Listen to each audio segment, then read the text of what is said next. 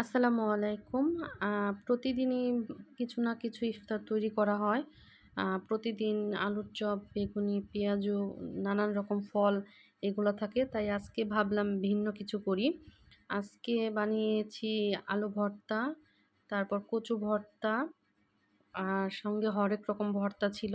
আর হচ্ছে আলু দিয়ে এটাকে কি বলে? এটাকে আমি আসলে সঠিক জানি না। এটা মানে মুন্সিগঞ্জের লোকেরা ভালো বলতে পারবে। এটা হচ্ছে আলুর বোয়া।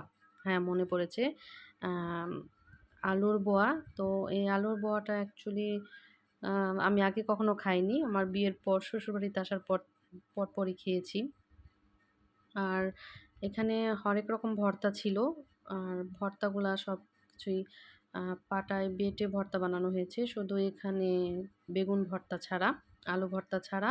দেখতে, দেখতে আর রোজাও চলে গেল। এখন সবাই ভালো থাকবেন। আল্লাহ হাফেজ। আসলে কি রোজার